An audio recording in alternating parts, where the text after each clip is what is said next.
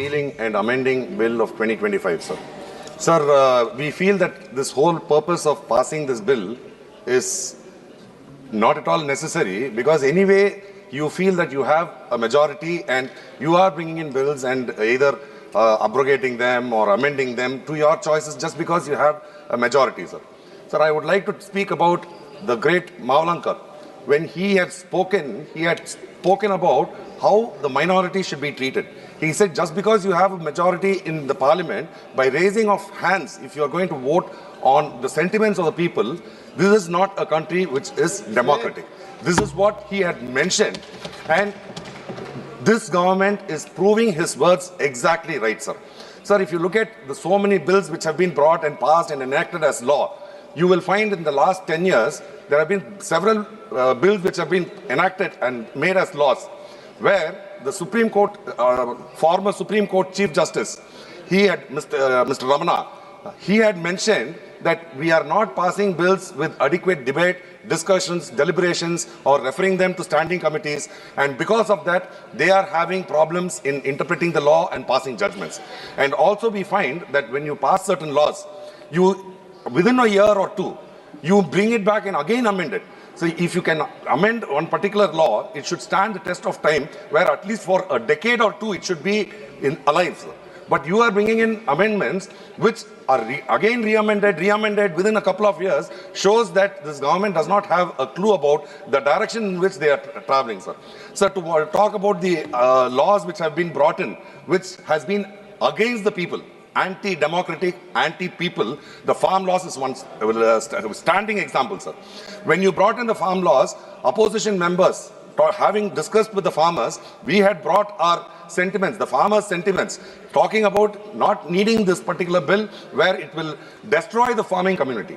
But you just because you had a majority, you spearheaded yourself and you made sure that it will be brought in by brute force, sir. And there were thousands, if not lakhs of farmers who had to protest, not for 1 day or 2 days, sir, for almost 1.5 years, where 700 farmers had to die before you could realize their requirements and the requests, and then you had to repeal that. Even when you brought in this demonetization, when demonetization was brought in, the Honorable Prime Minister, he said that he will eradicate terrorism, he will eradicate counterfeit money, black money, and all these things he had mentioned. And he said that tie me to a post and whip me if this is not done within 90 days. Now it's been several years, sir. And what was the effect of demonetization? Demonetization, about 99.3% of the notes have come back. So where is the black money? You were talking about black money being hoarded in, all over the country, but we find that only the BJP people were having the 2,000 rupee notes. When it came out, the BJP people were the ones who had access to that, and it was caught by the enforcement, the income tax department in hordes, where the common man was standing in a queue and hundreds of people died standing in the queue, sir. These are the things that the government has been doing, and you have brought in the repeal, abrogation of Article 370. When the abrogation of Article 370 was brought in, we were speaking against that because we felt that Jammu and Kashmir needs to have a special place. It is a jewel of our country, and bordering on the, against Pakistan, they had to have their own security, sir. But you said that we have removed it. Now there will be no terrorist activities happening over there. But sadly, what is that place where they... Pahalgam was a total failure of the union government's intelligence, of the union government's policing mechanism and their military activities. It is a blatant failure of this government, where 5 terrorists were able to come not 1 or 2 kilometers, hundreds of kilometers deep into the heart of Pakistan and kill several tourists, about 27 of them, sir. And in response to that, when we wanted to have a negotiation, unilaterally you decided that we are going to go against a war. We did not know what was the objective of that war, why you went for that war. We did not know what was the ultimate aim of that war.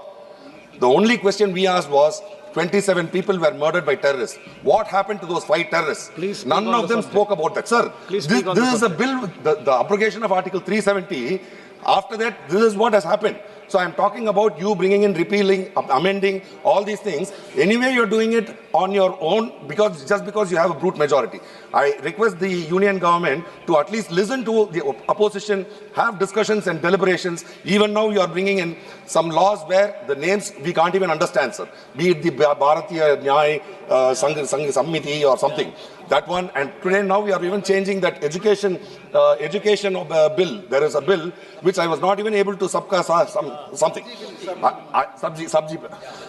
So I am not even able to understand these words. So I request that the government make sure that when they are bringing in a bill, make it in English so that the whole country can understand it, and where you do not try to push Hindi down our throats, saying these are the names of bills, we have to say those names. With these words, I oppose this bill and hope that the union government will take credibility of these.